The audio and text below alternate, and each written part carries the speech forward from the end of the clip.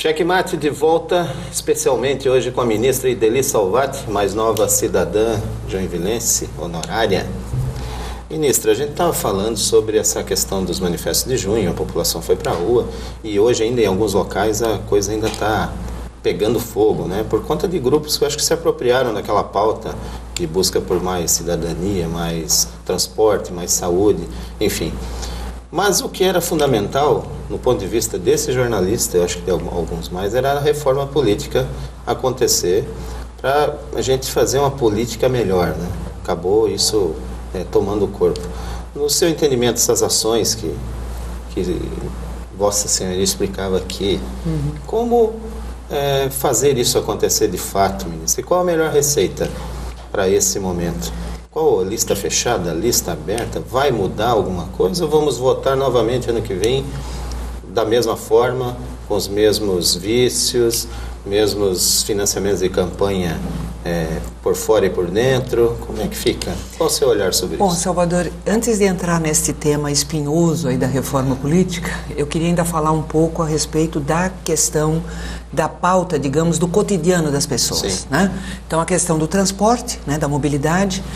Então, nós temos, da parte da presidenta, uma série de iniciativas que foram, inclusive, tomadas anteriores às próprias manifestações, que foi os recursos, né, que já tem obra em andamento, né, de mobilidade urbana, então investimentos em metrô, corredor exclusivo de ônibus, veículo leve sobre trilhos, BRTs, né, estádios. Nós estamos falando da mobilidade urbana e muitas das obras, mas muitas das obras que estão sendo chamadas de obras da Copa são obras exatamente de mobilidade que vão ficar como legado, né? Então, nós temos uma carteira já de obras em andamento de mais de 90 bilhões em mobilidade urbana em grandes e médias cidades, né? E agora a presidenta adotou mais 50 bilhões que os prefeitos e os governadores estão apresentando. O Colombo está até feliz, né? Joinville, por exemplo, né? Joinville, acho por que exemplo. Nenhum governo petista ia receber tanto dinheiro, né? Não, mas iria receber também, isso porque a política da presidenta é de muita parceria com todos os governadores, indiscriminadamente. Vai perguntar para o Alckmin se ele não está recebendo horrores de dinheiro, o Anastasia, né, do PSDB. Mas dava para ser vice do Colombo no 2014, ministro? Não, meu trabalho é outro. Mas voltando então à questão da mobilidade, do transporte, né? Então foi a questão das obras, né? Agora nós estamos nova fase. Por exemplo, Joinville vai receber, né, perto de 100 milhões para os corredores exclusivos de ônibus, né? Que é fundamental para agilizar, né? São Paulo, que terminou de adotar agora corredores exclusivos de ônibus, tem uma diminuição em metade do tempo da viagem. Então vamos fazer o seguinte, vamos esquecer a reforma política. Não, mas eu quero falar da reforma política. Mas agora vamos seguir essa balada aqui das obras. Eu quero falar da reforma. Qual é o grande problema para essas obras saírem mesmo do papel, ministra? Como diminuir, né? Porque tem muita burocracia, meio ambiente. Deixa eu lhe dizer, como fazer tem 5 ou 6 para olhar e fiscalizar e 1 para fazer. Isso. Né? Porque você tem TCU, CGU, Ministério Público, tem um monte, né? Mas não é importante? Não, é importante fiscalizar, mas isto tudo leva, obviamente, né, consome uma parte do tempo. Em Santa Catarina, por exemplo, BR-280, né? BR-280 vamos estar agora, eu acredito que nós vamos estar aí no mais tardar no início de outubro com a ordem de serviço, como no caso da 470 já foi dado, né? A 470 sim. A 280 aqui, que é esse gargalo aqui com porque nós temos, né? Diferentemente da 470, nós temos na 280 índios. E ali é sempre um problema delicado, né, de equacionar. Até na BR, eu acho que 101 até hoje está... Ainda temos lá. O único trecho que não tem licitação da BR-101 para terminar a duplicação é exatamente o Morro dos Cavalos. Qual é a questão que pega? A questão indígena. E o que fazer com os índios? Tem que ter o entendimento de respeitar e ter também... fazê-los entender de que eles não podem impedir o desenvolvimento. Né? Então tem que ter as compensações e tal, né? Mas voltando, Salvador, se você me permite, tá? Programa transporte coletivo, A presidenta terminou na semana... Isso é fundamental, né? Na semana passada. Todas as cidades param já. Exatamente. De pico é a mesma Ela coisa. fez a última desoneração de imposto federal incidindo no transporte. Ela já tinha feito da folha das empresas de transporte, da folha de pagamento, ela já tinha feito da energia elétrica, que incide principalmente em trem e metrô, já tinha isentado o PIS e o COFINS das tarifas, isso tudo antes das manifestações. Depois das manifestações, ela sancionou agora, né, a do óleo diesel do transporte coletivo. E agora ela está aguardando que os governadores também tomem alguma iniciativa. ICMS, entendeu? Porque senão é só o governo federal se isentando. Mas o os impacto governadores sempre reclamam, né? Sempre reclamam. O governo federal faz e não faz. Concentra muito dinheiro e não reparte. Mas desonera, né? E quando desonera, ainda eles reclamam porque a parte deles da desoneração não é compensada. E essa questão da desoneração acaba muita gente voltando no bolso e não transferindo para o cidadão? Talvez uma das coisas boas das manifestações foi isso. Como a presidenta tinha desonerado, isso teria obrigatoriamente de que reduzir a tarefa ou não ter reajuste. Se não tivesse acontecido as manifestações, esta história da desoneração ter sido embolsada pelos empresários teria acontecido. Entende? Isso foi talvez assim, concretamente, os manifestantes podem dizer que isso foi vitória das manifestações, indiscutivelmente, Salvador. Isso é bom. Porque isso foi positivo. Só que a reforma política ainda ficou.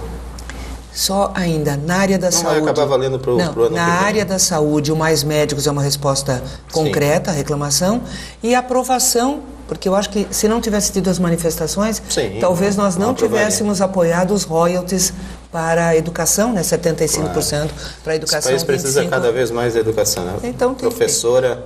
Eu não tenho a menor dúvida. E sobre a reforma política, eu vou dar, Salvador, a minha opinião, que eu já tive até na época como senadora e continuo convicta. A própria presidenta tem este convencimento, vários outros partidos têm. O Congresso não vota algo que seja contra os parlamentares. Não vota. Por isso que o plebiscito era interessante. Por isso que o plebiscito era fundamental e mais. Na reforma política, nós temos que pensar seriamente numa exclusiva. Ou seja, parlamentares eleitos exclusivamente durante um período para fazer a reforma política. Porque o que acontece? Nossa, isso é mais um dos trabalhos de Hércules. Cada um dos parlamentares, mesmo que o partido definiu, o partido fecha a questão, mas o parlamentar na hora de votar diz assim, mas se eu mudar a regra, eu me elegi com essa regra antiga, então eu vou mudar. Será que eu volto? Essa regra é boa, né? Será que eu volto? Porque me elegeu. Claro. Me elegeu. É difícil. Então, é difícil. É muito difícil. Por isso que o plebiscito, ele não morreu, entende? Porque nós conseguimos... Mas a população acaba ficando, né, ministra? Nós conseguimos cada vez mais descrente na política, as assinaturas, se não muda, né? Nós conseguimos as assinaturas necessárias de parlamentares para tramitar o decreto para convocar o plebiscito, tá? A convocação do plebiscito, ela está tramitando na Câmara. Só que o relator, o deputado Eduardo Cunha, já disse que ele vai pensar seriamente em dar o parecer dele... De que partido ele é? PMDB. PMDB. É o líder do PMDB, né? Mas é parceiro do governo. Mas nesta questão, entendeu? Não dá? Não fecha. O PMDB fechou contra o plebiscito. Fechou contra. Né? Os parlamentares que assinaram, né, o plebiscito foram o PCdoB, PSB, PDT e PT. Foram esses os parlamentares, nós conseguimos... Esse é um trabalho seu lá que realmente... Difícil. A ministra gosta de uma briga boa. Né? Mas essa é de esquentar a cabeça, viu, Salvador? Como o nosso tempo está encerrando, ministra, vamos vir aqui para Santa Catarina e na política. O cenário aqui, como a ministra vê? Vai ser candidata? O partido também está em momentos de eleição.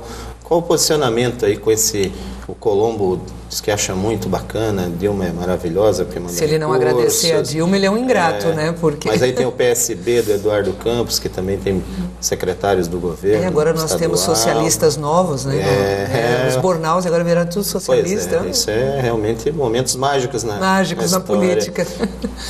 Como a ministra vê essa situação? Que cenário vislumbra? Bom, vai para a luta? Vai para a guerra? Salvador, em primeiro lugar, todos os partidos aqui em Santa Catarina estão em profundos debates e divergências internas, né?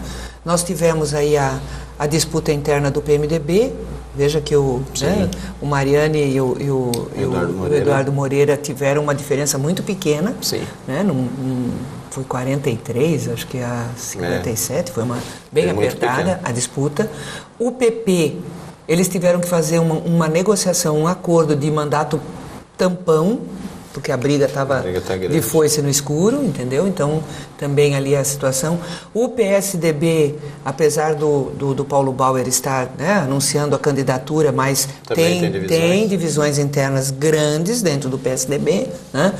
O PT, nós estamos com agora o nosso programa processo de eleições diretas. Né, a ministra apoia quem no PT? Eu, para a candidatura a presidente, e o Paulo Écio. Né? Nós temos uma chapa que não é a mesma chapa do Paulo Écio, mas para presidente nós estamos apoiando o Paulo Écio. Inclusive no sábado fizemos uma reunião aqui da região, né, de apoio a ele. Então, veja bem, praticamente todos os partidos estão com problemas a resolver, digamos, com debates internos, né, para serem feitos. O palanque do Eduardo Campos, se o Eduardo Campos vier a ser candidato, foi construído com a ida, né, dos Bornhausen para o PSB, né, comandando o PSB no estado.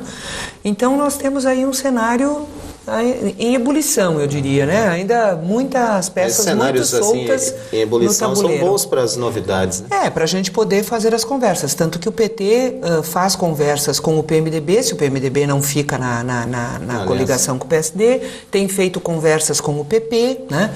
Temos tido conversas com o PDT também, né? Com o PCdoB, que tem sido, né, sempre o nosso parceiro, aliado, com o PR. Então nós estamos conversando bastante para poder participar, né?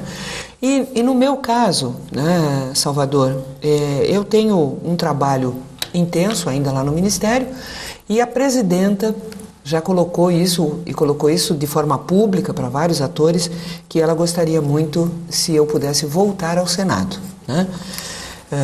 Então, se tiver viabilidade, a candidatura, dependendo da aliança, eu tenho disposição para esta disputa mais uma vez.